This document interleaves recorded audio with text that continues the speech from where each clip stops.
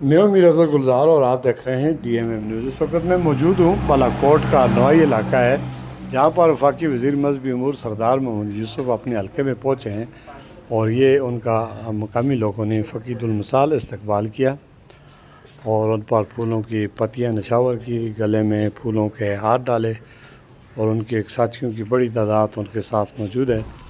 سردار محمد یوسف صاحب اس وقت بالاکوٹ کے نوائی علاقے اپنے حلقہ احباب میں موجود ہیں۔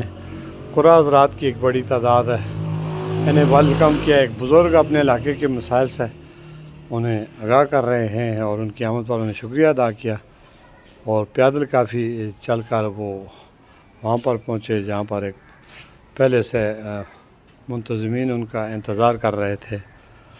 میاں عنایت الرحمن صاحب، قاضی محمد صادق صاحب اور دیگر دوست ان کے ساتھ ہیں، اور اس وقت یہ ایک بہت بڑے جلوس کی شکل میں سردار محمد یوسف صاحب کو لایا جا رہا ہے۔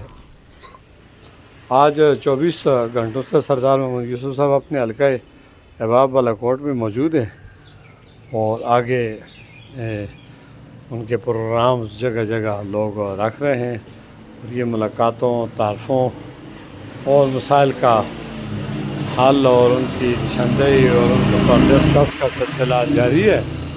اس وقت سردار محمد یوسف صاحب کو مقامی نمائندین علاقہ بتا رہے ہیں کہ ہمارے علاقے کے کیا کیا مسائل ہیں اور اس میں کس طرح ان کو حل کرنا ہے۔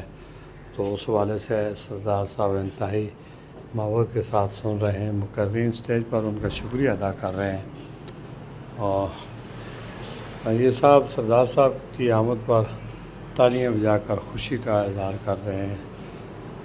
سردار محمد یوسف صاحب شرکاء سے خطاب کرتے ہوئے ان کا شکریہ ادا کرتے ہیں اور کہتے ہیں کہ ہمیشہ سے ہمارے لوگوں نے ہمیں عزت دی، ہمیں ووٹ سے نوازا، اور یہی وجہ ہے کہ گزشتہ 40 سال سے ہم اس ووٹ کی طاقت سے اسمبلی میں خدمات سر انجام دے رہے ہیں۔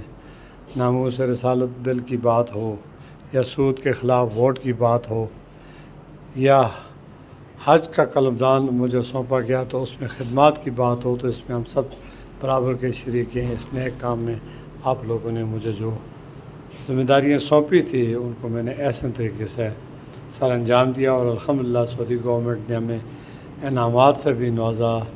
حکومت پاکستان نے قومی اسمبلی کے مختلف اجلاسوں میں ہماری حوصلہ افزائی کی اور ہمارے کام کی تعریف کی۔ اس کا سہرا ہمارے حلقہ احباب کے عوام کو جاتا ہے۔ میں متوسط طبقے کا رہنما ہوں، ہم جاگیردار نہیں ہیں،